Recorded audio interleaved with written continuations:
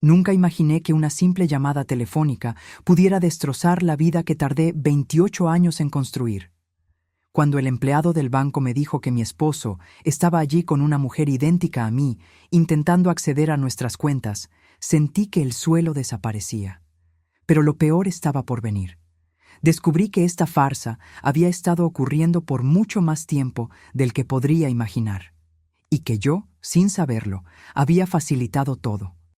Pero antes de continuar, asegúrate de que ya estás suscrito al canal y escribe en los comentarios. ¿Desde dónde estás viendo este video? Nos encanta saber hasta dónde llegan nuestras historias. El teléfono sonó a las 10:43 de un jueves cualquiera. Yo estaba en la cocina, preparando un pastel de zanahoria para llevar a casa de mi hermana más tarde. Mis manos estaban sucias de masa cuando vi el número desconocido en la pantalla. Dudé, pero algo me hizo contestar. La voz del otro lado era masculina, joven, educada, pero cargaba una tensión que me puso alerta de inmediato. Se presentó como Mateo, funcionario del área de seguridad del banco. Mi corazón se aceleró. Las llamadas del banco nunca traen buenas noticias. Lo que dijo a continuación hizo que mi mundo se detuviera. Señora Valentina, ¿se encuentra usted en casa en este momento? La pregunta me pareció extraña. Respondí que sí, obviamente. Él suspiró antes de continuar. Es que... Bueno, su esposo está aquí en la sucursal ahora mismo intentando hacer un movimiento importante, y está acompañado de una mujer. Sentí que se me secaba la garganta. ¿Una mujer? Sí, una mujer que se presenta como si fuera usted. Tiene documentos a su nombre, conoce información personal suya y... Hizo una pausa incómoda. Es extremadamente parecida a usted, pero algunos detalles no cuadran. Mi primera reacción fue reír. Una risa nerviosa, casi histérica. Eso es imposible. Mi esposo está de viaje de trabajo. Salió ayer por la mañana. El silencio que siguió duró demasiado. Sentí que me temblaban las piernas. Me apoyé en el fregadero para no caer. Señora, la voz del joven se volvió más baja, casi un susurro. Fue exactamente por eso que decidí llamarla. Algo aquí no está bien. La firma de ella es muy parecida a la suya, pero tiene variaciones. Y cuando preguntamos sobre el apellido de soltera de su madre, ella titubeó. Mi cerebro se negaba a procesar aquello. Intenté encontrar una explicación lógica. Tal vez fuera un error. Tal vez mi esposo había regresado antes y no me avisó. Tal vez era una prima lejana que yo desconocía. Cualquier cosa menos la verdad que comenzaba a formarse en mi mente como una mancha oscura y pegajosa. ¿Puede usted venir hasta aquí?, preguntó el empleado. Necesitamos confirmar su identidad personalmente. Y, bueno, usted necesita ver esto. Colgué sin poder responder bien. Me quedé parada en la cocina, mirando mis manos aún sucias de masa, y todo me pareció irreal. El pastel a medio hacer en el tazón. El delantal atado a la cintura. La crueldad de la normalidad de un día que había comenzado como cualquier otro. Tomé mi celular con dedos temblorosos y llamé a mi esposo. Se fue directo al buzón de voz. Intenté de nuevo. El mismo resultado. Le mandé un mensaje. Llámame urgente. Nada. Me lavé rápidamente, me cambié de ropa sin siquiera pensar en lo que me estaba poniendo. Agarré mi bolsa, mis llaves, mis documentos. Mi INE, mi licencia de conducir, todo lo que probara que yo era yo. Parecía una locura tener que probar mi propia existencia. En el elevador me vi en el espejo. Cabello recogido en una cola de caballo simple, cara sin maquillaje, ojeras de quien no había dormido bien las últimas noches.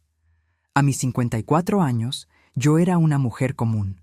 No había nada especial en mí que justificara que alguien quisiera copiarme. ¿O sí? El camino hasta el banco fue borroso. No recuerdo si tomé un taxi o me fui caminando. Solo recuerdo el hueco en el estómago, las manos sudadas, el corazón latiendo desbocado. Recuerdo pensar en todas las veces que firmé documentos sin leer bien, confiando ciegamente. En todas las contraseñas que anoté en papelitos y guardé en cajones. en toda la información que compartí despreocupadamente. Cuando llegué a la sucursal, el guardia de seguridad me reconoció. Yo iba al menos una vez al mes. «Buenas tardes, doña Valentina», saludó él. Aquello me dio un alivio momentáneo. Al menos alguien sabía quién era yo. Mateo me esperaba en la entrada. Era más joven de lo que imaginaba. Debía tener unos 25 años. Me llevó rápidamente a una oficina en la parte trasera, lejos de las miradas curiosas de otros clientes. «Gracias por venir tan rápido», dijo cerrando la puerta. «Sé que esto debe ser muy confuso, pero necesito que vea algo antes de continuar». Me condujo hasta una ventana con la persiana entrecerrada. «Todavía están aquí, en la oficina del gerente». Mi corazón casi se detuvo cuando miré a través de la rendija. Allí estaba mi esposo, Alejandro, usando la camisa azul que yo misma le había planchado hacía 2 días, sentado cómodamente, riendo de algo que el gerente había dicho, y a su lado, yo, o mejor dicho, una versión de mí. Mi visión se nubló por un segundo. Tuve que sostenerme de la pared para no desmayarme. La mujer tenía mi corte de cabello, el mismo tono castaño que yo mantenía desde hacía años. Usaba una blusa beige muy parecida a una que yo tenía. Hasta la postura era similar, las piernas cruzadas de la misma manera que yo siempre las cruzaba. «No es posible», susurré. «Ella alega ser usted», explicó Mateo en voz baja a mi lado. «Tiene una credencial de elector con su nombre, su CURP. Conoce el nombre de sus hijos, sabe dónde trabajó usted». Pero cuando hicimos preguntas más específicas, tropezó. No logré desviar la mirada. Observé a la mujer gesticular, sonreír, tocar el brazo de mi esposo con una intimidad que me provocó náuseas.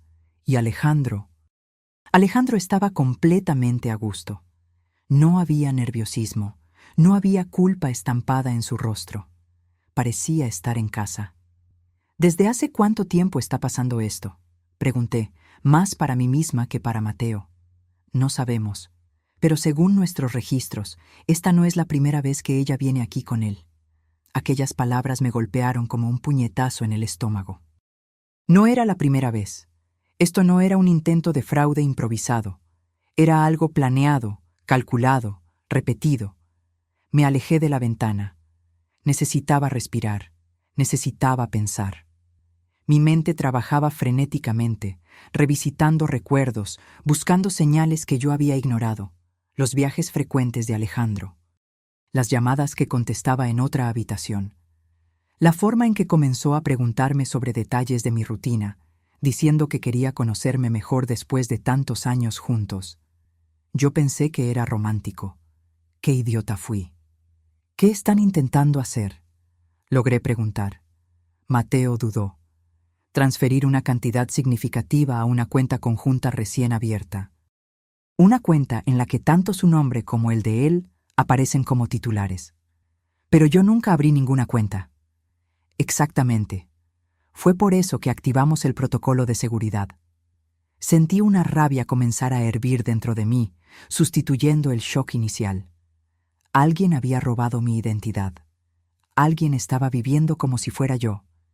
Y mi esposo, el hombre con quien compartía la cama desde hacía casi 3 décadas, estaba no solo permitiéndolo, sino participando activamente en ello. «Quiero confrontarlos», dije, sorprendiéndome incluso a mí misma con la firmeza en mi voz. Mateo frunció el ceño. «Señora, no sé si sea una buena idea. Tal vez sea mejor dejar a las autoridades». «No». Mi voz salió más alta de lo que pretendía. «Esa mujer está usando mi nombre. Mi esposo está... No pude terminar la frase. Las palabras se negaban a salir. Él asintió lentamente. «Está bien, pero vamos a hacerlo con cuidado. El gerente ya fue informado de la situación. Él nos va a ayudar». Respiré hondo. Alicé mi ropa. Pasé las manos por mi cabello. Era bizarro estar arreglándome para confrontar a mi propia copia. Cuando me miré en el reflejo de la ventana, vi a una mujer que no reconocía completamente. Había algo nuevo en mis ojos. No era solo rabia o dolor. Era determinación. Algo dentro de mí había despertado. Algo que había estado dormido por años de complacencia y confianza ciega. «Estoy lista», dije. Y por primera vez en esa mañana horrible, realmente lo estaba. Mateo me llevó por un pasillo lateral. Cada paso que daba parecía irreal, como si estuviera caminando en una pesadilla de la cual no podía despertar. Mi mente no paraba de intentar encontrar explicaciones racionales. Tal vez fuera una broma pesada, tal vez me estaba volviendo loca. Tal vez nada de aquello estaba ocurriendo realmente, pero lo estaba, y yo lo sabía en el fondo de mi alma. Nos detuvimos frente a la puerta de la oficina del gerente. A través del vidrio esmerilado podía ver las siluetas allá adentro. 3 personas: Alejandro, la mujer y el gerente. Mateo tocó levemente antes de abrir. Lo que sucedió en los siguientes segundos quedó grabado en mi memoria como una serie de fotografías. La mujer miró hacia arriba primero. Nuestros ojos se encontraron. Por una fracción de segundo, vi el pánico cruzar su rostro, pero se recompuso rápido, demasiado rápido para alguien inocente. Su rostro asumió una máscara de confusión educada, como si no entendiera por qué estábamos interrumpiendo. Alejandro tardó más en verme. Cuando finalmente giró la cabeza y me reconoció, el color desapareció de su rostro. No fue una palidez sutil, fue como si alguien hubiera drenado toda su sangre en un segundo. Sus ojos se abrieron desmesuradamente y su boca se abrió, pero no salió ningún sonido. El gerente, un hombre de mediana edad llamado señor Mendoza, que yo conocía desde hacía años, se levantó inmediatamente. «Doña Valentina», dijo, y había un alivio genuino en su voz. «Gracias a Dios que usted llegó». Entré a la oficina con las piernas temblorosas. No miré a Alejandro todavía. No podía. Toda mi atención estaba enfocada en aquella mujer. De cerca, el parecido era aún más perturbador.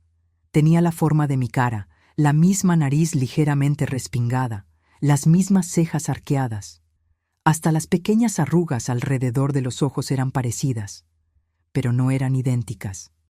Había algo artificial en ella, como una muñeca bien hecha, pero que aún así te das cuenta de que no es real. «¿Quién eres tú?», pregunté. Mi voz salió más calmada de lo que esperaba. Ella me miró con una expresión que parecía ser de lástima. «Creo que hubo un terrible error», dijo, y su voz, Dios, hasta la voz era parecida a la mía, un poco más aguda, tal vez, pero el tono, la cadencia, todo era estudiado. «Yo soy Valentina García Fernández, mi nombre completo», saliendo de su boca. «No», respondí, «tú no lo eres». Alejandro finalmente encontró su voz. «Val, ¿qué estás haciendo aquí?». Intentó sonar sorprendido, hasta un poco irritado, como si yo fuera la que estuviera haciendo algo malo. «Pensé que estabas en la casa». «¿No me dijiste que ibas a salir?». Su audacia me dejó sin palabras por un momento.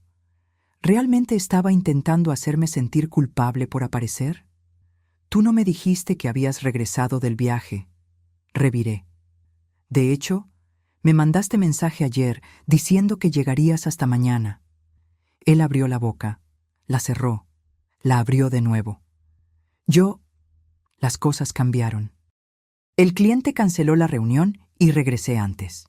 ¿Y no te pareció necesario avisarme? Mi celular se quedó sin batería y... Basta. La voz del señor Mendoza cortó la conversación.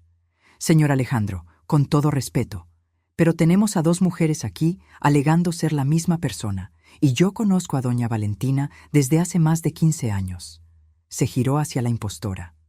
«¿Podría proporcionarme sus documentos originales, por favor?». La mujer dudó. Fue un momento breve, casi imperceptible, pero lo vi. Ella miró a Alejandro rápidamente antes de abrir la bolsa. Una bolsa, me di cuenta con un escalofrío, prácticamente idéntica a la mía. Colocó una credencial de elector sobre el escritorio. El señor Mendoza la tomó, la examinó cuidadosamente y entonces me miró a mí. «Doña Valentina, ¿podría mostrarme la suya también?». Puse mi INE junto a la de ella Incluso de cabeza sobre el escritorio, podía ver las diferencias. La foto de ella era más reciente, más profesional. La mía era vieja, tomada hacía casi 10 años cuando renové el documento. El gerente estudió ambas por un largo tiempo. Luego sacó una lupa de su cajón y examinó aún más de cerca. Las huellas digitales son diferentes, dijo finalmente. Y los números de serie también. Eso es imposible, dijo la mujer, y por primera vez oí un toque de desesperación en su voz. Debe haber algún error en el sistema. Tú eres un fraude, la interrumpí. Algo dentro de mí se rompió. Toda la rabia, toda la humillación, todo el shock salieron a flote. Tú robaste mi identidad, mi nombre, mis documentos, mi vida. Val, estás siendo dramática. Alejandro intentó intervenir. Vamos a platicar en la casa, con calma. ¿Dramática? Me giré hacia él y lo vi. Realmente lo vi por primera vez en años. ¿Cómo no me había dado cuenta antes? La forma en que me miraba como si yo fuera un estorbo. La impaciencia mal disimulada. La distancia que había crecido entre nosotros y que yo atribuí al desgaste natural del matrimonio. Tu esposo está aquí con una mujer disfrazada de mí, intentando robar nuestro dinero, ¿y yo estoy siendo dramática? No es así, dijo él, pero ya no había convicción en su voz. Entonces, ¿cómo es? Explícame, Alejandro. Explícame cómo regresaste del viaje sin avisarme. Explícame cómo esa mujer consiguió documentos falsos con mis datos. Explícame desde hace cuánto tiempo está pasando esto. Silencio. Un silencio ensordecedor que confirmaba todas mis peores sospechas. El señor Mendoza tosió incómodamente. Señor Alejandro, la otra señora, tendrán que permanecer aquí mientras llamamos a la policía. Esto es una cuestión penal. La palabra policía pareció romper algún encanto. La mujer se levantó bruscamente. Yo no me voy a quedar aquí, declaró. Usted no tiene opción, dijo Mateo posicionándose en la puerta. Ella miró a Alejandro y en esa mirada lo vi todo. No era solo complicidad, era intimidad, era historia compartida, era... Ustedes están teniendo una aventura, dije en voz alta, y fue como si la pieza final de un rompecabezas terrible encajara. Es por eso, no es solo por dinero. Ustedes están juntos. Alejandro no lo negó, y ese silencio fue más revelador que cualquier confesión. La mujer rió, un sonido amargo y cortante. ¿Crees que sabes algo? Escupió, y toda pretensión de ser educada se evaporó. ¿Crees que fuiste tan buena esposa, tan perfecta? Pero no veías nada. No veías que él era infeliz. No veías que él necesitaba algo más. ¿Y tú te ofreciste transformándote en mí? Mi voz estaba extrañamente calmada ahora. El shock inicial había pasado, dejando una claridad fría. ¿Qué tipo de mujer hace eso? Una mujer lista, respondió ella. Una mujer que vio una oportunidad y la tomó. Una criminal, corregí yo. El señor Mendoza ya estaba al teléfono, llamando a seguridad y probablemente a la policía. Alejandro seguía sentado, con la cabeza entre las manos, como si él fuera la víctima en esa situación. Lo miré a él, al hombre que amé por 28 años, con quien crié 2 hijos, construí una vida, soñé un futuro, y no sentí nada más que lástima, no por mí, sino por él, por ser tan débil, tan cobarde, tan pequeño. ¿Desde hace cuánto tiempo? Pregunté bajito. Él levantó la cabeza. Sus ojos estaban rojos. ¿Hace cuánto tiempo, Alejandro? 3 años, susurró. 3 años. Mientras yo preparaba la cena, cuidaba la casa, apoyaba sus decisiones, confiaba ciegamente. 3 años de mentiras, de traición, de ser sustituida gradualmente por una copia. ¿Y el plan cuál era? Continué, con aquella calma aterradora. ¿Vaciarme financieramente y después desaparecer con ella? Él no respondió, pero la mujer sí. El plan era que él se librara de ti sin perder la mitad de todo en el divorcio. Así de simple. La crueldad de ella era casi admirable en su franqueza. Al menos no estaba fingiendo remordimiento. 2 guardias de seguridad entraron a la oficina. El señor Mendoza explicó rápidamente la situación. Uno de ellos se posicionó cerca de la mujer, que finalmente pareció entender la gravedad de lo que había hecho. «Tengo derechos», dijo ella, con la voz ahora aguda. «Exijo un abogado». «Lo tendrá», respondió el guardia tranquilamente. En el Ministerio Público. Mientras la conducían hacia afuera, pasó junto a mí. Nuestros ojos se encontraron por un último segundo. Busqué rabia en su mirada, o remordimiento, o miedo, pero solo encontré cálculo. Incluso en ese momento, incluso atrapada, ella todavía estaba evaluando, planeando, buscando una salida. Fue cuando entendí que eso no había sido solo una decisión impulsiva. Había sido una elección consciente, repetida, refinada a lo largo de 3 años. Ella no me copió por accidente. Ella estudió, practicó, se transformó metódicamente, y Alejandro había ayudado. «¿La señora va a querer presentar una denuncia?», preguntó Mateo suavemente. Miré a Alejandro, que ahora estaba de pie, recargado en la pared, pareciendo 10 años más viejo. Parte de mí quería gritar, llorar, romper cosas, pero otra parte, una parte más fuerte que yo no sabía que existía, solo quería distancia. «Sí», respondí. «Voy a denunciar, contra ella y contra él». «Val, por favor». Alejandro dio un paso en mi dirección, pero yo retrocedí. «No te acerques a mí, nunca más». Y salí de esa oficina con la cabeza en alto, dejando atrás los escombros de un matrimonio que me daría cuenta más tarde ya estaba muerto desde hacía mucho tiempo. Yo solo había sido la última en enterarme. El Ministerio Público fue un borrón de preguntas, formularios y miradas compasivas que yo no quería. Me senté en una silla dura de plástico y conté mi historia a 3 personas diferentes. Cada vez que repetía, parecía más surrealista. Mi esposo, 3 años. Una mujer que se transformó en mí. El fiscal, un hombre de unos 50 años con ojeras profundas, me miró con una mezcla de lástima y cansancio profesional. «Desafortunadamente, este tipo de fraude se está volviendo cada vez más común», dijo, como si eso me fuera a consolar. «Pero usted hizo lo correcto al venir inmediatamente». No me sentí haciendo lo correcto, me sentí idiota, me sentí ciega, me sentí como alguien que había sido engañada de forma tan obvia que todo el mundo debió haberse dado cuenta menos yo. Me explicaron que el proceso sería largo. Investigación, peritaje de los documentos falsos, análisis de las transacciones bancarias, posible juicio. Meses, tal vez años. Mi vida entera sería revisada, expuesta, disecada por extraños. Firmé documentos, di mi declaración formal, proporcioné todo lo que me pidieron. Cuando finalmente salí de ahí, ya era de noche. El cielo estaba oscuro y una llovizna fina comenzaba a caer.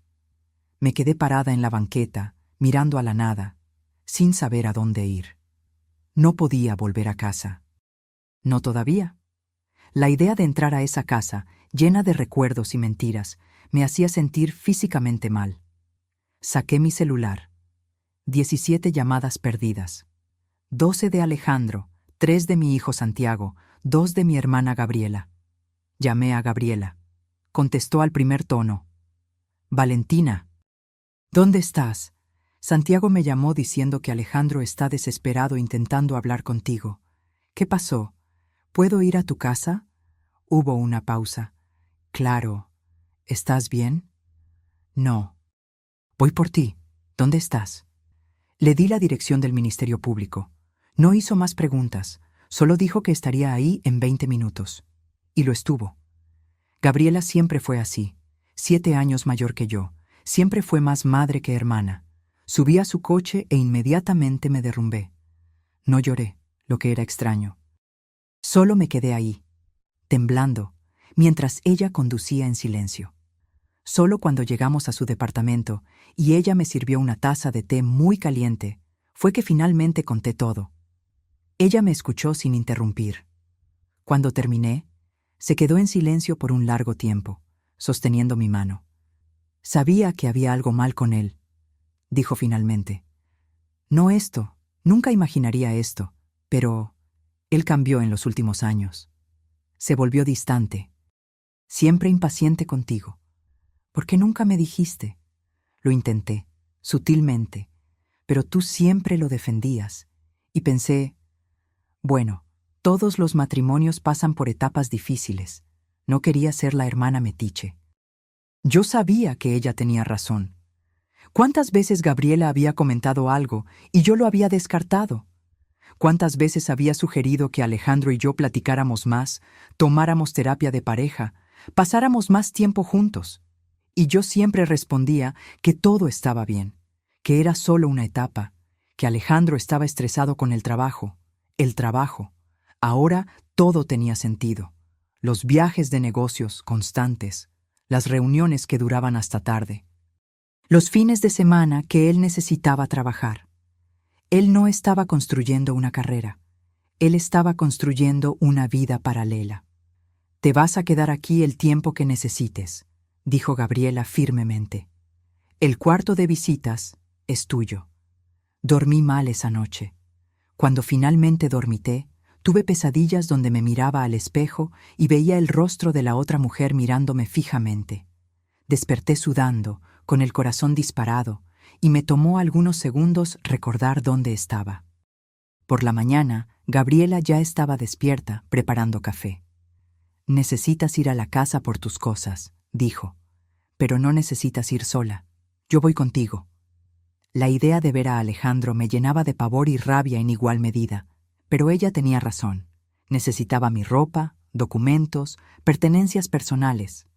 No podía dejar todo atrás solo porque tenía miedo de la confrontación. Llegamos allá a las 10 de la mañana. El coche de Alejandro estaba en la cochera. Respiré hondo antes de abrir la puerta. Él estaba sentado en la sala, todavía en pijama, pareciendo no haber dormido. Cuando me vio, se levantó de inmediato. Val, gracias a Dios. Necesitamos platicar. No tenemos nada de qué platicar. Vine por mis cosas. Por favor, déjame explicarte. ¿Explicar qué? ¿Cómo me traicionaste por 3 años? ¿Cómo planeaste robarme? ¿Cómo conseguiste una sustituta que se parece a mí? Gabriela entró detrás de mí, posicionándose como una guardia protectora. Alejandro la miró con irritación. Esto es entre mi esposa y yo. Tu esposa está aquí exactamente porque demostraste que no se puede confiar en ti a solas con ella, replicó Gabriela fríamente. Yo ya estaba subiendo las escaleras, no queriendo oír nada más. En la recámara me detuve en la puerta. Todo estaba como siempre. La cama bien hecha, las cortinas que yo misma había cosido, las fotos de familia en la cómoda. Una farsa perfecta. Empecé a aventar ropa en una maleta. No me importó doblar u organizar. Solo quería salir de allí lo más rápido posible. Agarré documentos importantes, joyas que eran mías desde antes del matrimonio, fotos de mis hijos. Alejandro apareció en la puerta de la recámara. Por favor, Val, escúchame. Continué agarrando mis cosas sin mirarlo. Yo no quería que fuera así. Todavía te amo. Solo dudó. Las cosas se complicaron. Aquello me hizo detenerme. Me giré hacia él lentamente. ¿Complicaron? ¿Tú llamas traicionar a tu esposa de 3 años y planear robarle complicado? No iba a ser un robo. Era una solución, para los dos. ¿Una solución que implicaba que yo no supiera nada? Él se pasó la mano por el cabello, un gesto nervioso que yo conocía bien. La conocí en un momento difícil. Tú siempre estabas ocupada con los niños, con la casa. Me sentía invisible. Me tomó un segundo procesar lo que había dicho. ¿Me estás culpando? ¿Estás diciendo que la culpa fue mía por cuidar de nuestra familia? No es eso, pero tienes que admitir que nos distanciamos. ¿Y de quién fue la culpa de eso, Alejandro? ¿Quién empezó a trabajar hasta tarde? ¿Quién empezó a viajar todo el fin de semana? ¿Quién dejó de tocarme, de mirarme, de platicar conmigo? Ella me entendía. Ella se detuvo, dándose cuenta de lo absurdo de lo que estaba a punto de decir. Ella se transformó en mí, completé por él. Porque tú no querías a alguien diferente. Tú me querías a mí, pero una versión que pudieras controlar. Una que no cuestionara, no tuviera opiniones propias, no te recordara tus fracasos. Se puso rojo. No es verdad. Entonces, ¿por qué se parecía tanto a mí? ¿Por qué el cabello igual, la ropa parecida, hasta la forma de hablar? Si querías a otra persona, ¿por qué escoger una copia mal hecha? Él no tenía respuesta. Y en ese silencio entendí algo fundamental. Alejandro no había tenido una aventura común. Él había intentado recrear nuestro matrimonio, pero en una versión donde él tenía todo el poder, donde la esposa dependía completamente de él, donde no había historia, familia, raíces que yo pudiera usar contra él. Era más enfermo de lo que imaginaba. Cerré la maleta. Me voy a quedar en casa de Gabriela. Mi abogado se pondrá en contacto contigo sobre el divorcio. ¿Divorcio? Val, no tiene que ser así. ¿Podemos qué? ¿Fingir que no pasó nada? ¿Volver a ser una pareja feliz? Reí sin humor. Destruiste eso, Alejandro, completamente. Pasé junto a él, arrastrando la maleta que rechinaba en el piso. Gabriela ya me estaba esperando abajo, con mi bolsa y algunas cosas de la cocina que sabía que me gustaban. ¡Val! Alejandro gritó desde lo alto de la escalera. ¿Y los muchachos? ¿Qué les vas a decir? Me giré una última vez. La verdad, algo con lo que tú claramente tienes dificultades. Y salí por la puerta, sintiendo que estaba dejando atrás no solo una casa, sino una vida entera que descubrí estaba construida sobre mentiras. Los días siguientes fueron los más difíciles, no por lo que había pasado, sino por tener que explicarle a las personas que amaba, especialmente a mis hijos. Santiago, mi hijo mayor de 26 años, llegó al departamento de Gabriela 2 días después. Estaba visiblemente nervioso, moviendo las manos, sin poder mirarme bien a los ojos. «Mamá, papá me llamó. Dijo que se pelearon y que estás exagerando». Claro que Alejandro había hablado con ellos primero. Claro que había moldeado la narrativa a su favor. «Siéntate», dije calmadamente. «Te voy a contar exactamente lo que pasó». Le conté todo, la llamada del banco, la mujer idéntica, los 3 años de traición, el plan de robar nuestro dinero. Vi la expresión de Santiago cambiar de confusión a shock, de shock a rabia.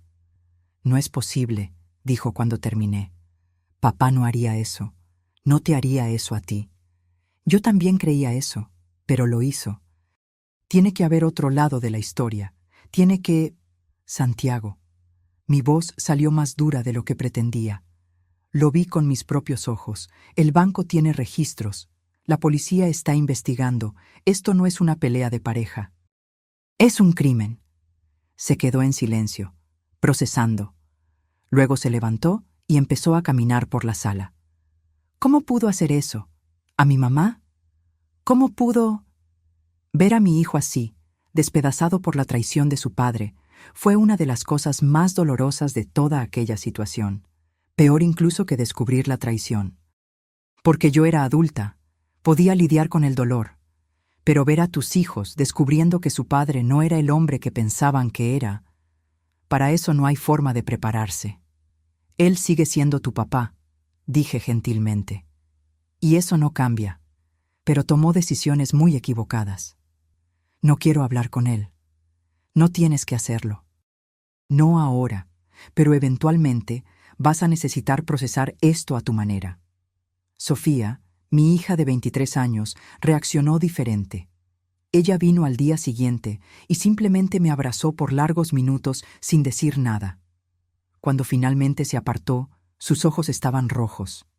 Sabía que había algo mal, dijo. Las últimas veces que fui a su casa, papá estaba extraño, distante. Pensé que era el trabajo, pero... No es tu culpa no haberte dado cuenta. Yo vivía con él y no me di cuenta. ¿Cómo era ella? ¿La mujer? La describí brevemente, sin entrar en detalles perturbadores. Sofía escuchó con atención, mordiéndose el labio inferior, como hacía desde pequeña cuando estaba nerviosa. ¿Y ahora?, preguntó. ¿Qué va a pasar? divorcio, proceso penal contra ella, tal vez contra él también, dependiendo de lo que descubra la investigación. ¿Estás bien? Era una pregunta simple, pero profunda. ¿Estaba bien? No en el sentido de estar feliz o en paz, pero estaba entera, estaba consciente, estaba ahí. Estoy sobreviviendo, respondí honestamente. Y por ahora es suficiente. El abogado que contraté, el licenciado Carlos Ortega, era un hombre serio de unos 60 años que no perdía tiempo con delicadezas. En nuestra primera reunión, esparció documentos sobre el escritorio y fue directo al grano. Su caso es sólido, señora Valentina. Robo de identidad, falsificación de documentos, intento de fraude. La mujer va a responder penalmente, sin duda. ¿Y mi esposo? El licenciado Ortega dudó. Eso es más complicado. Necesitamos probar que él estaba conscientemente involucrado en el esquema, no solo teniendo una aventura extramarital. Los mensajes, correos, cualquier registro de comunicación entre ellos sobre los documentos falsos o las transacciones bancarias será crucial. Ella dijo que fue idea de él, frente a testigos. Eso ayuda, pero ella puede retractarse, alegar que estaba bajo presión, que habló por enojo. Necesitamos evidencia concreta. En los días siguientes, mi vida se volvió una búsqueda frenética de pruebas. Revisé correos antiguos, mensajes de texto, estados de cuenta bancarios. Encontré cosas que me dejaron aún más asqueada. Transferencias pequeñas que nunca había notado. Compras en lugares donde nunca había ido. Un patrón lento y gradual de robo que había estado ocurriendo justo debajo de mis narices. Pero también encontré algo más. En la computadora que Alejandro usaba en casa, en una carpeta escondida dentro de otra carpeta, archivos, fotos de la mujer transformándose progresivamente. Al principio era rubia, con cabello corto. Después castaña. Después con el corte igual al mío. Ropa cambiando, postura cambiando, hasta expresiones faciales siendo copiadas. Había también documentos, borradores de una nueva identidad, prácticas de firma, anotaciones sobre mí, sobre mi vida, mi familia, mis hábitos. Era como leer el diario de un acosador. Excepto que el acosador era mi propia sustituta, siendo entrenada por mi esposo. Copié todo y se lo llevé al licenciado Ortega. Cuando lo vio, sus ojos se abrieron como platos. Esto es perturbador, pero es exactamente lo que necesitamos. Esto prueba premeditación, planificación a largo plazo. ¿Cuánto tiempo va a tardar esto? ¿El proceso? Siendo honesto, al menos 1 año, tal vez más. El sistema es lento, 1 año. 52 semanas viviendo en el limbo, esperando justicia, lidiando con la vergüenza pública, reconstruyendo una vida de los escombros. Pero no tenía opción. Necesitaba ir hasta el final. 2 semanas después del descubrimiento, Alejandro finalmente logró hablar conmigo. Apareció en el trabajo de Gabriela, sabiendo que yo estaría ahí recogiéndola para comer. Estaba delgado, pálido, con ojeras profundas. «Solo 5 minutos», suplicó. «Por favor». Gabriela quiso correrlo, pero le hice una señal de que estaba bien. Fuimos a un café cercano, nos sentamos en esquinas opuestas de la mesa, como extraños. «Lo arruiné todo», comenzó. «Sé que lo arruiné. Pero Val, necesitas entender, estaba confundido, asustado con la edad, con la sensación de que mi vida se estaba yendo». «¿Entonces decidiste destruir la mía también?», cerró los ojos. «No tenía que ser así. Yo solo me involucré demasiado. Y cuando me di cuenta de lo lejos que había llegado, ya era tarde. 3 años, Alejandro. Tuviste 3 años para detenerte, para contarme, para hacer lo correcto. Lo sé, Dios, lo sé». Parecía genuinamente atormentado. «Fernanda, ella se obsesionó. No tenía que ser así. Era solo una aventura, pero ella empezó a sugerir ese plan. Dijo que sería mejor para todos. Fernanda. Su nombre. Finalmente un nombre. ¿Y tú estuviste de acuerdo?» Estaba débil. No sé qué estaba. Confundido, tal vez. Con miedo de envejecer solo. No estaba solo. Tenías una familia. Lo sé. Y tiré todo a la basura. Lágrimas comenzaron a escurrir por su rostro. Te perdí a ti, los muchachos me odian, mi carrera está acabada porque la historia se filtró en el trabajo. Perdí todo. Parte de mí, una parte pequeña y antigua, sintió lástima. Era el hombre que yo había amado, destrozado. Pero la parte mayor, más nueva y más fuerte, sabía que él había cavado su propia tumba. No lo perdiste, corregí. Tú escogiste. Cada paso del camino hiciste una elección, y ahora estás lidiando con las consecuencias. ¿Nunca me vas a perdonar? Pensé sobre eso. Perdón. Una palabra tan compleja. Tal vez un día. No sé. Pero aunque perdone, nunca voy a olvidar. Y nunca voy a volver. Él asintió, derrotado. Los abogados dijeron que estás pidiendo la casa en el divorcio. Y la mitad de todo lo demás. Es lo que la ley dice que me pertenece. Después de todo, ¿todavía quieres quitarme hasta eso?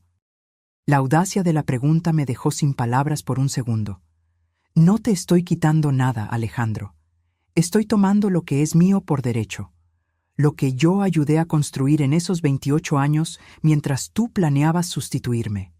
Él no tenía respuesta para eso. Salimos del café por separado. Mientras yo caminaba de regreso para buscar a Gabriela, sentí algo que no esperaba. Alivio. Alivio por haber hablado, por haber puesto límites, por no haber cedido a la manipulación emocional. A los 54 años, finalmente estaba aprendiendo a defenderme, y aunque el camino por delante fuera incierto y aterrador, sabía que lograría recorrerlo, porque la mujer que descubrió la traición ya no era la misma que había pasado años en silencio. Ella había encontrado su voz, y no se iba a callar nunca más. La noticia se esparció más rápido de lo que imaginé posible. En una ciudad relativamente pequeña como la nuestra, los escándalos viajan a la velocidad de la luz. En menos de una semana, todo el mundo sabía. La señora de la panadería me miraba con lástima. La vecina de Gabriela susurraba cuando me veía. Hasta desconocidos en la calle parecían reconocerme y desviar la mirada. Lo peor eran las redes sociales. Alguien había publicado algo vago sobre el caso y los comentarios eran crueles. Algunos culpándome por no haber cuidado mejor al marido. Otros diciendo que yo debía haberme dado cuenta. Algunos hasta sugiriendo que la historia completa era mentira mía, drama de mujer rechazada. Dejé de leer después de ver un comentario diciendo que yo probablemente merecía ser cambiada por una versión mejorada. Aquello dolió más de lo que quería admitir. No le hagas caso a esa gente, dijo Gabriela cuando me encontró llorando en la recámara.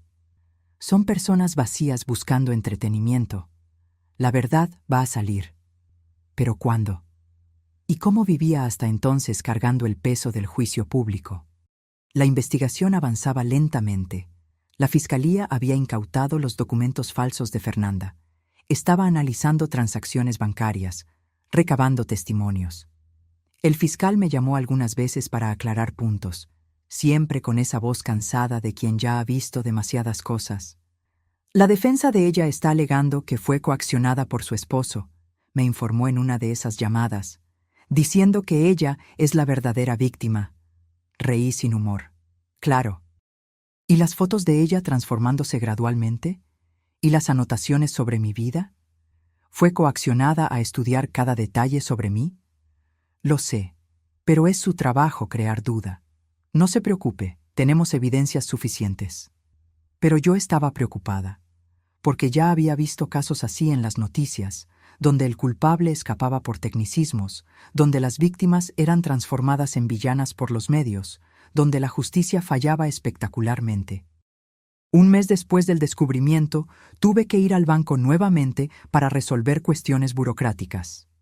Todas las cuentas conjuntas habían sido congeladas durante la investigación, lo que significaba que yo estaba viviendo de los ahorros que tenía en una cuenta personal y de la generosidad de Gabriela. El señor Mendoza me recibió personalmente. Parecía apenado. Doña Valentina quería disculparme nuevamente. Deberíamos haber notado las inconsistencias antes. Ustedes las notaron cuando importaba, respondí. Fue suficiente. Él me mostró documentos. Logramos rastrear varias transacciones sospechosas de los últimos 2 años, siempre cantidades pequeñas, espaciadas, para no llamar la atención. Muy bien planeado, desafortunadamente. ¿Cuánto? ¿Cuánto me robaron a lo largo de 2 años? Aproximadamente 350,000 pesos. Sentí como si hubiera recibido un golpe. 350,000 pesos, dinero que yo había trabajado para ganar, ahorrado cuidadosamente, planeado usar en el retiro, desaparecido en pequeños mordiscos que nunca noté. Pero vamos a recuperar, garantizó el señor Mendoza. El banco está cooperando totalmente con la investigación, y tenemos seguro para este tipo de fraudes. Firmé más papeles, respondí más preguntas. Cuando salí de ahí, me sentí exhausta. No era solo el dinero, era la violación constante. Cada nuevo descubrimiento era una capa más de traición siendo revelada. Mi terapeuta, la doctora Patricia, a quien comencé a ver 2 semanas después del descubrimiento, me ayudó a procesar. «Estás en duelo», explicó en una sesión. No por la persona que él era, sino por la persona que tú pensabas que él era. Y el duelo toma tiempo. ¿Cuánto tiempo? El necesario. No hay plazo. Y no es lineal. Vas a tener días buenos y días malos. Ella tenía razón. Algunos días despertaba sintiéndome fuerte, lista para enfrentar al mundo. Otros días apenas lograba salir de la cama, aplastada por el peso de lo que había perdido. No solo al esposo, sino la vida entera que había construido. La casa, los recuerdos, la sensación de seguridad. Comencé a asistir a un grupo de apoyo para víctimas de fraude financiero. Era en el sótano de una iglesia, los jueves por la noche, con café malo y galletas rancias. Pero las historias que escuché ahí me hicieron sentir menos sola. Una mujer había sido engañada por su propio hijo, otra por su mejor amigo. Un señor mayor había perdido todo por un estafador que fingía ser su sobrino. Cada historia era única, pero el dolor era universal. La sensación de haber sido idiota, de no haber visto, de confiar demasiado. La confianza no es debilidad. La líder del grupo, doña Lupita, siempre decía.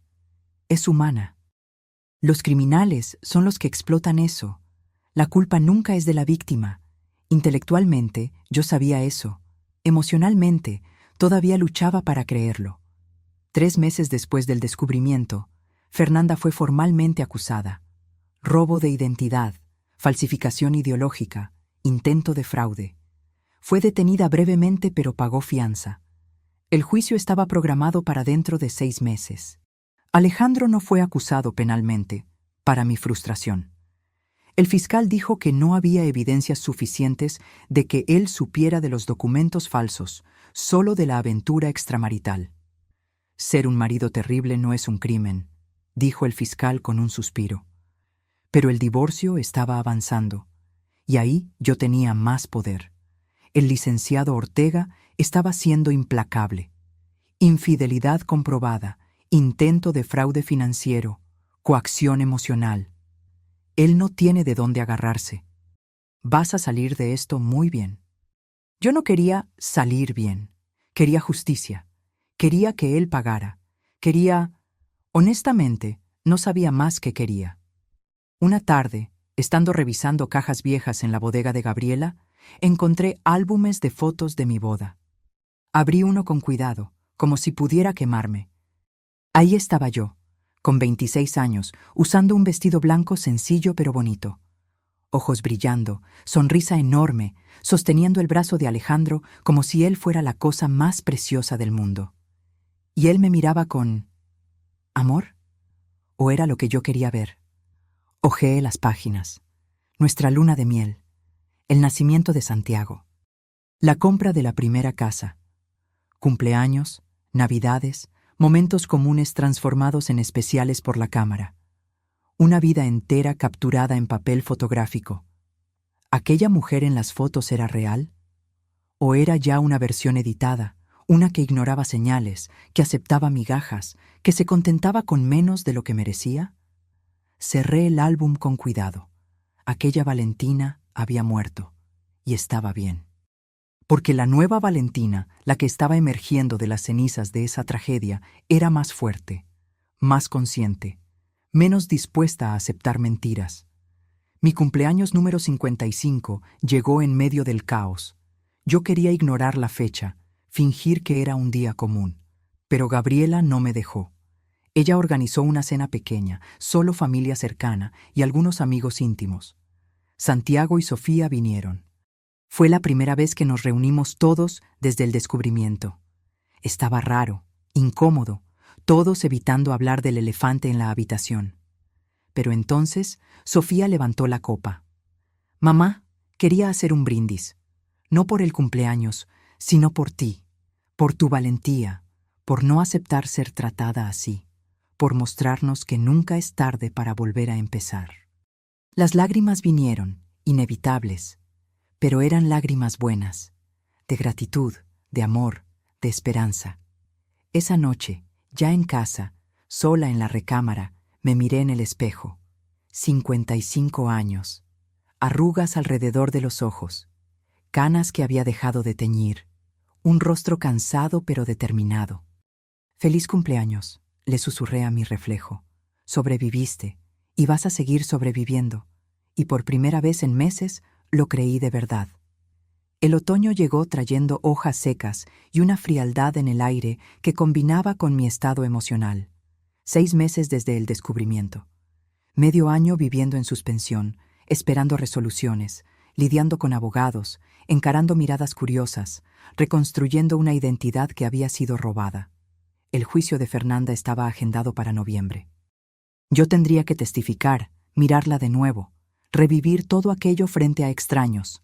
La idea me ponía físicamente enferma.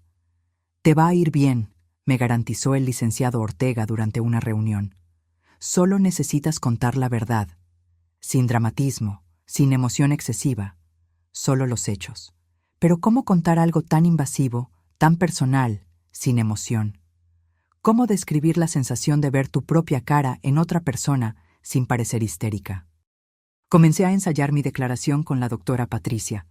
Ella la hacía de abogada defensora, me confrontaba con preguntas difíciles, me preparaba para los ataques que vendrían. ¿La señora no cree que descuidó su matrimonio? ¿Que le dio motivos a su esposo para buscar compañía en otro lugar? No, cuidar de la familia y confiar en el cónyuge no es negligencia. ¿Pero la señora admite que no prestaba atención a las finanzas? ¿Que firmaba documentos sin leer? Yo confiaba. Eso no me hace cómplice de un crimen que fue cometido contra mí. Era exhaustivo. Cada sesión me dejaba drenada, pero era necesario. Mientras tanto, la vida intentaba continuar. Comencé a buscar trabajo. Yo había dejado de trabajar cuando Santiago nació. Había sido ama de casa y madre de tiempo completo por 26 años. Mi currículum tenía un hueco enorme. Las entrevistas fueron humillantes.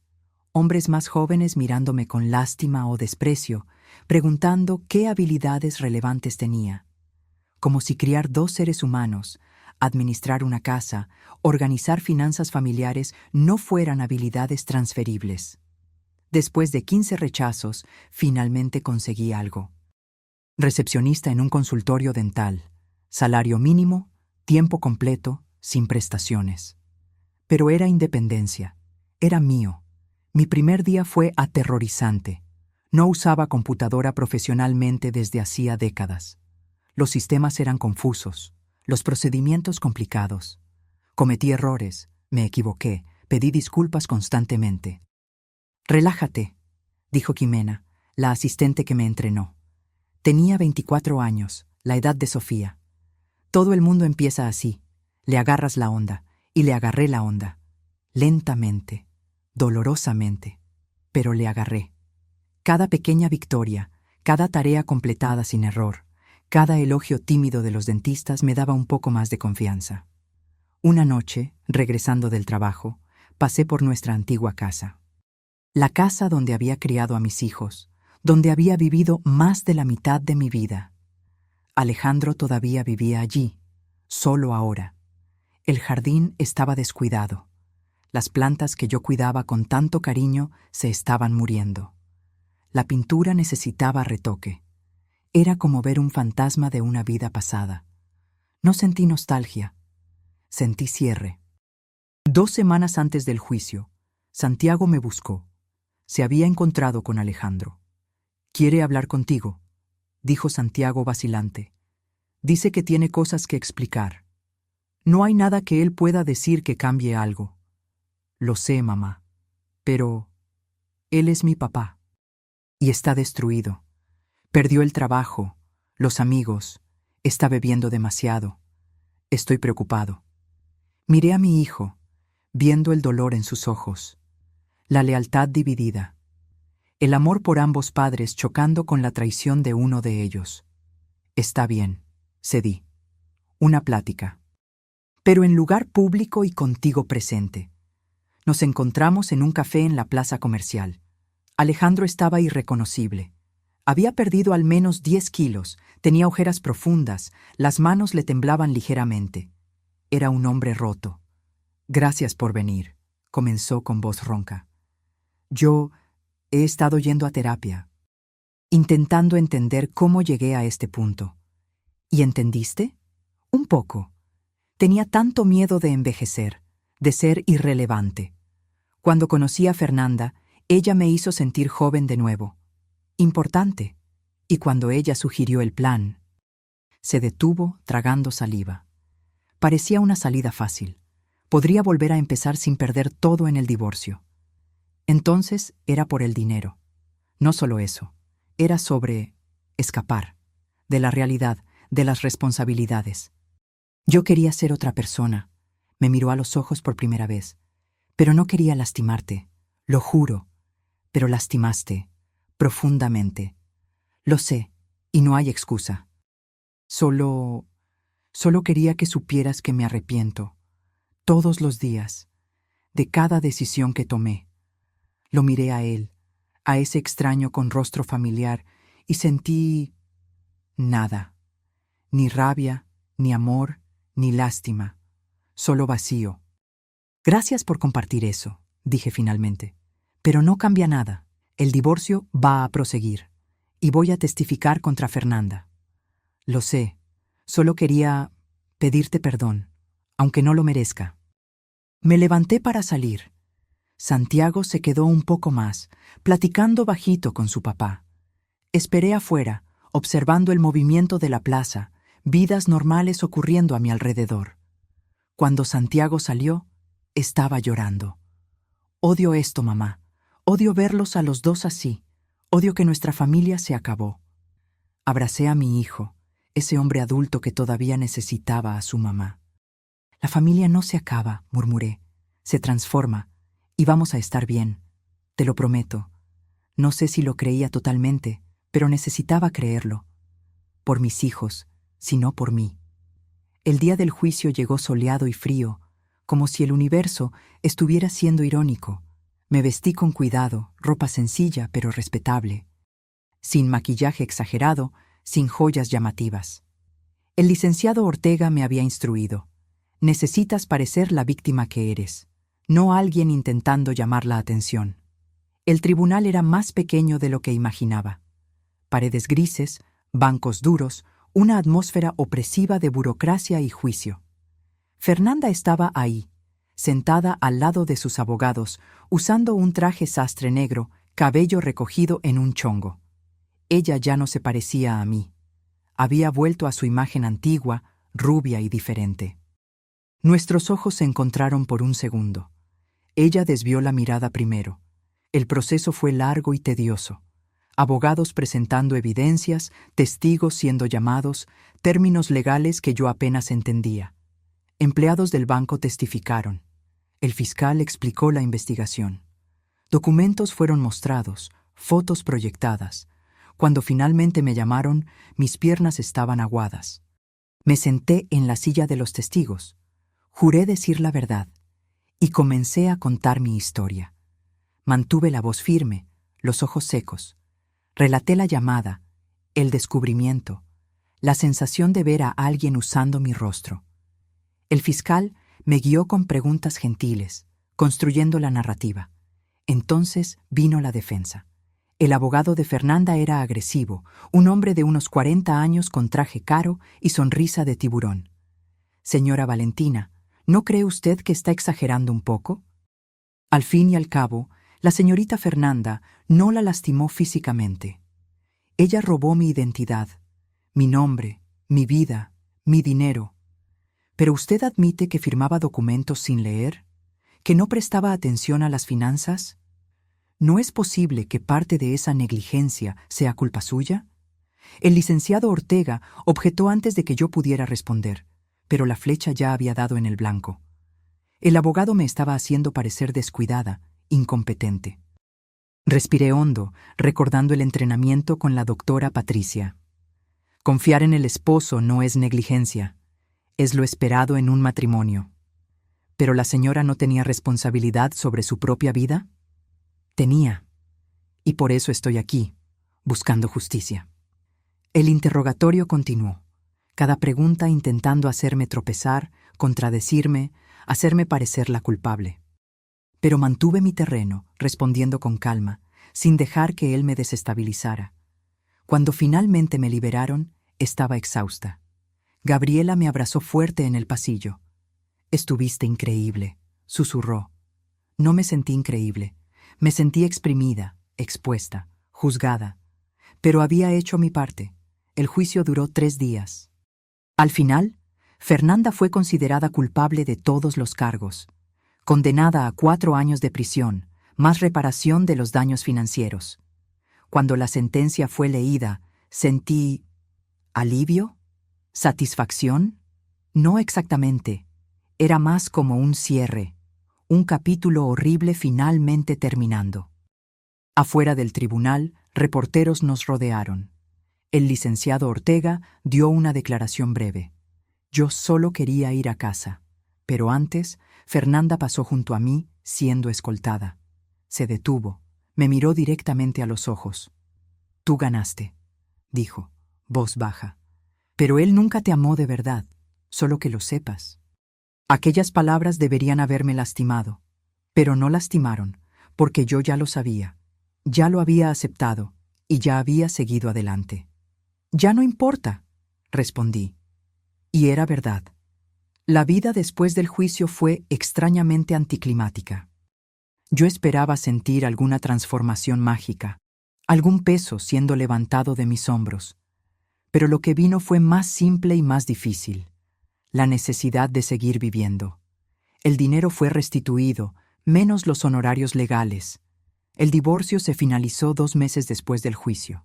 Me quedé con la mitad de todo, incluyendo la casa. Alejandro tuvo que comprar mi parte o vender. Él eligió vender.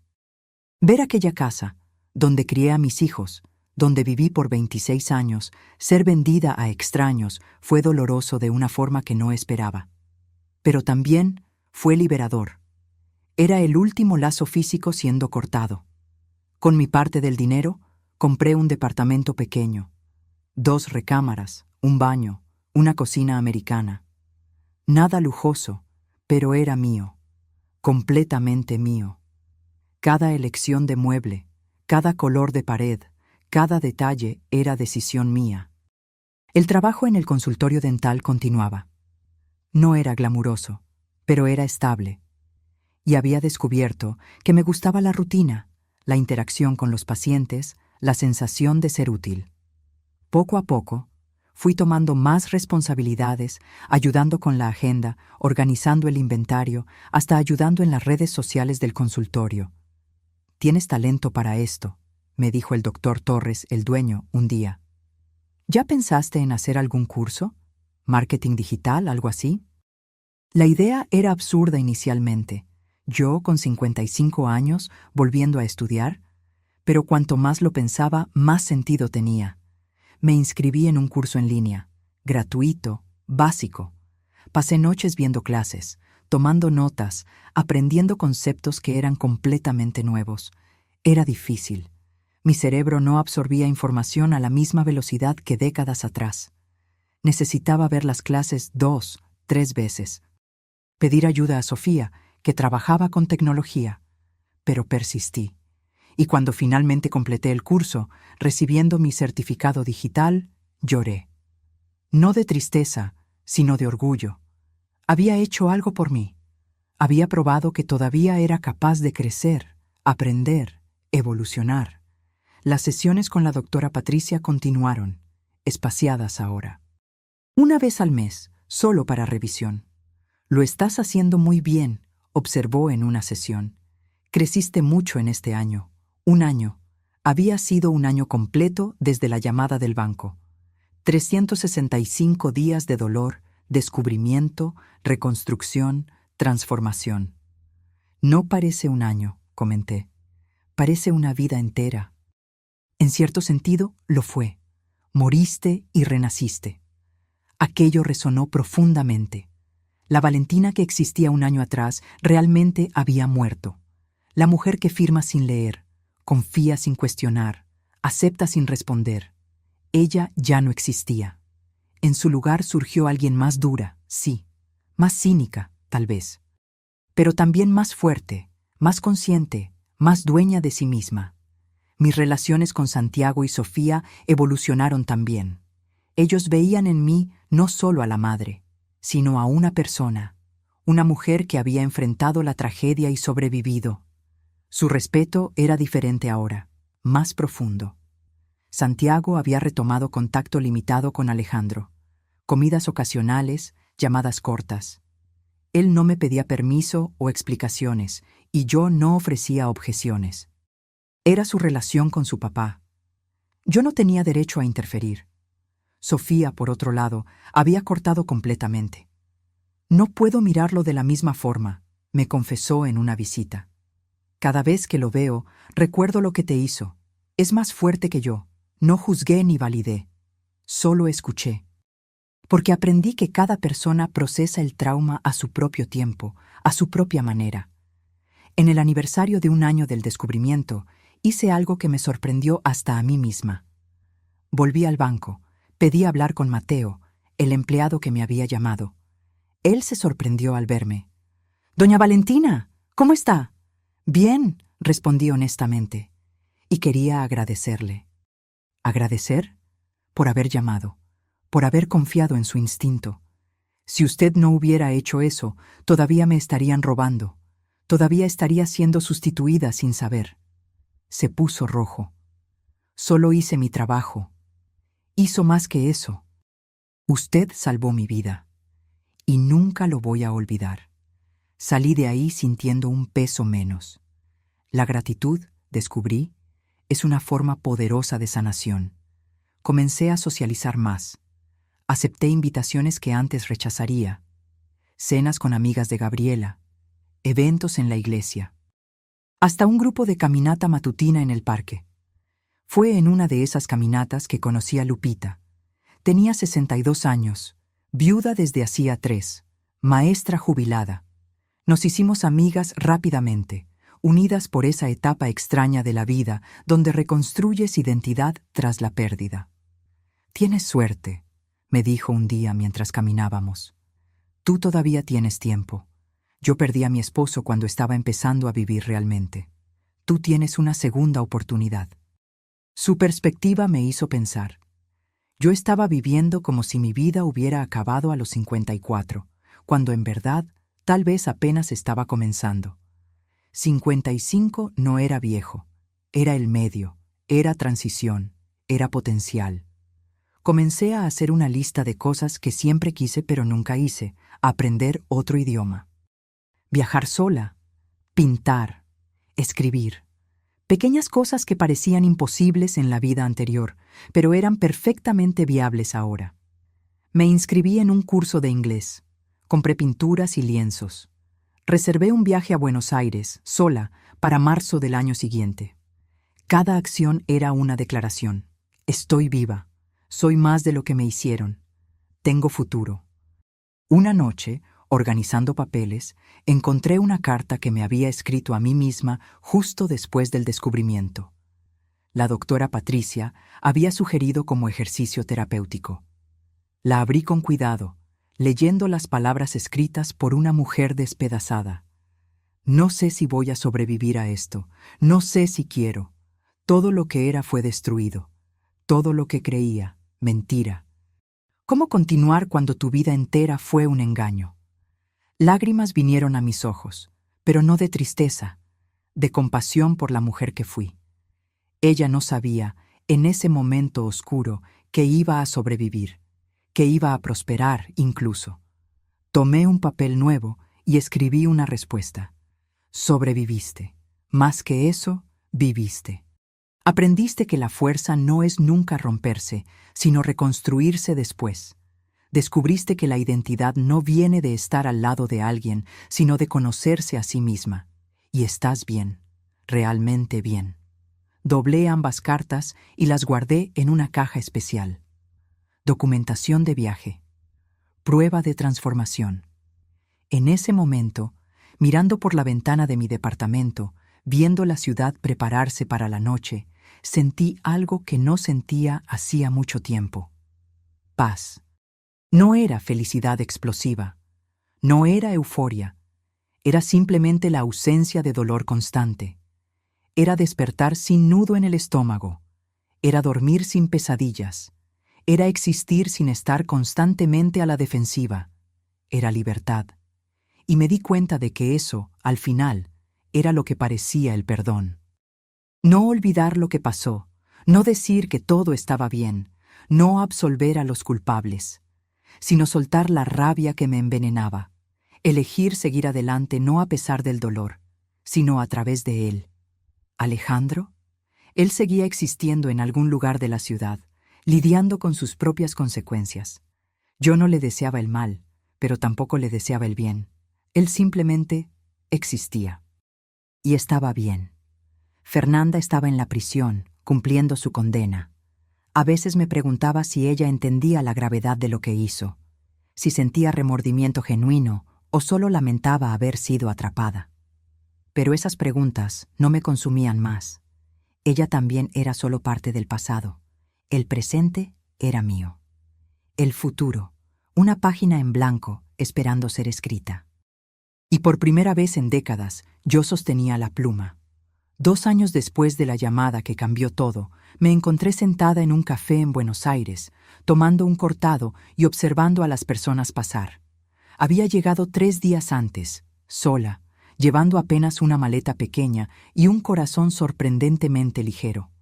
El viaje había sido una idea aterradora al principio. ¿Viajar sola, a otro país, a los 56 años? Parecía locura. Pero Lupita me había animado. Si no ahora, ¿cuándo? Y allí estaba yo. Había visitado museos, me había perdido en calles estrechas, conversado con locales pacientes, comido en restaurantes minúsculos que no estaban en ninguna guía turística. Me había sentido viva de una forma nueva. Esa tarde específicamente, una mujer se sentó en la mesa de al lado. Tenía unos 60 años, cabello gris corto, cara cansada pero gentil. Nuestros ojos se encontraron e intercambiamos sonrisas educadas. ¿De vacaciones?, preguntó ella, que resultó ser argentina. Sí, primera vez sola. Ah, los viajes solas son los mejores. Descubrimos quiénes somos realmente. Platicamos por 1 hora. Ella, Graciela, estaba divorciada hacía 5 años. Me contó su historia, similar a la mía en algunos aspectos. Esposo que cambió, traición, reconstrucción dolorosa. Pero míranos ahora, dijo ella, levantando su taza en un brindis imaginario. Sobrevivimos. Y estamos aquí, viviendo, a pesar de todo. Brindamos con nuestros cafés, 2 extrañas unidas por historias de superación. Cuando volví a México, algo había cambiado nuevamente. No externamente, sino internamente. Me había probado a mí misma que era capaz. Capaz de navegar el mundo sola, de resolver problemas, de disfrutar mi propia compañía. El trabajo en el consultorio había evolucionado también. El doctor Torres me promovió a coordinadora administrativa. Más responsabilidad, mejor salario, respeto genuino. Yo tenía valor profesional. Había construido eso desde cero, con 54 años, cuando la mayoría diría que era demasiado tarde. Mi departamento se había transformado en hogar. Paredes decoradas con pinturas mías, estantes llenos de libros que realmente quería leer, plantas que cuidaba con atención. Cada rincón era elección mía, reflejo de quien yo era ahora. Santiago se había comprometido. La novia, Mariana, era dulce y práctica, exactamente lo que él necesitaba. Me pidió la bendición, nervioso, como si yo pudiera rechazarla. Mamá, después de todo lo que pasaste, ¿todavía crees en el matrimonio? Creo en el amor verdadero, respondí cuidadosamente. Pero también creo en mantener los ojos abiertos, en nunca perderse a una misma, en saber tu propio valor. Él asintió, entendiendo. Yo no voy a ser como papá. Tú ya no lo eres, aprendiste de sus errores. La boda fue pequeña, íntima. Alejandro estaba ahí, del otro lado de la iglesia, pareciendo fuera de lugar e incómodo. No conversamos más allá de un saludo básico. No era hostilidad, era indiferencia. Y estaba bien. Sofía había empezado terapia también. Ver tu proceso me hizo darme cuenta de que necesito procesar mis cosas, explicó. La traición de papá me afectó más de lo que admití. Tener a mi hija buscando ayuda, siguiendo mi ejemplo de cuidado con la salud mental, me llenó de orgullo.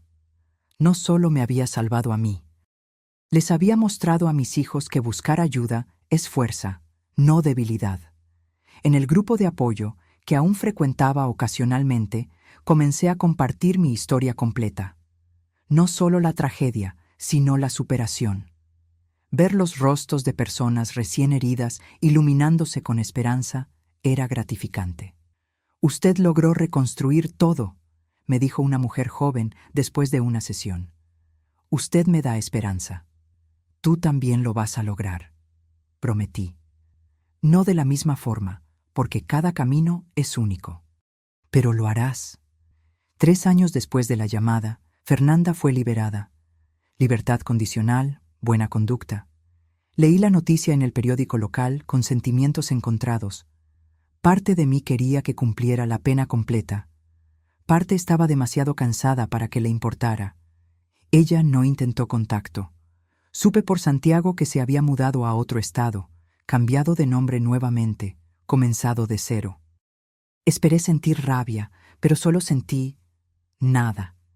Ella era irrelevante para mi vida ahora. Alejandro también se había mudado. Ciudad más chica, trabajo menos prestigioso, vida más simple. Escuché que había dejado de beber, que estaba intentando reencontrarse. Deseé silenciosamente que lo lograra. No por él, sino porque el odio es cansado. Y yo estaba cansada de cargar peso que no era mío. Comencé a dar pláticas, pequeñas al principio, en iglesias, centros comunitarios. ¿Cómo reconstruir tras traición financiera? Nunca es tarde para volver a empezar. Títulos simples para mensajes simples. Eres más fuerte de lo que piensas. Tu valor no viene de otra persona. La supervivencia es posible. Las pláticas llevaron a un blog. El blog llevó a un libro pequeño, autopublicado. Copiada, pero nunca sustituida. Mi camino de reconstrucción. No fue bestseller, pero vendió razonablemente. Y los correos que recibí, de mujeres agradeciendo por dar voz a lo que ellas sentían, valieron más que cualquier ganancia. En uno de esos eventos, conocí a Javier. Tenía 62 años, viudo hacía 6, profesor de historia jubilado. Asistió a mi plática, se quedó después para platicar, pidió mi número. Me sentí aterrorizada. ¿Relación? Después de todo, parecía imposible confiar nuevamente, pero Lupita me animó. No todo hombre es tu exmarido, y mereces compañía si así lo eliges. Nuestra primera cita fue un café, simple. Platicamos sobre libros, viajes, vida. Él me contó sobre su esposa fallecida, sin suavizar el dolor. Yo conté mi historia, sin glamurizar la superación. Eres notable, dijo al final. Soy sobreviviente, corregí. Eso también. No fue amor a primera vista. Fue algo más lento, más maduro. Fueron comidas que se volvieron cenas. fueron caminatas en el parque. Fueron conversaciones profundas sobre miedos y esperanzas. Fue construir algo nuevo, con base en honestidad y respeto mutuo. Cuando me besó por primera vez, 6 meses después, sentí algo que no esperaba: posibilidad. La posibilidad de amar nuevamente, diferente, más sabio, más consciente. 4 años después de la llamada, organicé una cena en mi departamento. Santiago, Mariana, ahora embarazada, Sofía, Gabriela, Lupita, Javier. Mi familia, elegida y de sangre, reunida. Miré alrededor de la mesa, escuchando risas y pláticas superpuestas, y sentí una gratitud abrumadora. No por la traición, nunca estaría agradecida por eso, sino por la fuerza que encontré para sobrevivir a ella, por las personas que me apoyaron, por la mujer en la que me convertí. Un brindis, propuse levantando mi copa, a la supervivencia, a la reconstrucción, a nunca rendirse, incluso cuando parece imposible. A mamá, añadió Santiago con los ojos brillantes, la mujer más fuerte que conozco. Bebimos y en ese momento, rodeada de amor y apoyo, supe con absoluta certeza: yo había ganado. No porque destruí a mis enemigos o porque obtuve la venganza perfecta, sino porque construí una vida nueva, auténtica, mía. La llamada del banco no me destruyó, me despertó, me forzó a mirar verdades que había evitado. Me empujó a un camino que nunca elegiría voluntariamente, pero que necesitaba recorrer. Y ahora, a los 58 años, yo era más yo misma de lo que jamás fui a los 54. Más fuerte, más sabia, más completa. No a pesar del dolor, sino a través de él. Esa noche, antes de dormir, me miré al espejo. Vi arrugas más profundas, cabellos más blancos, un rostro marcado por la experiencia. Y sonreí. Porque ese rostro, esa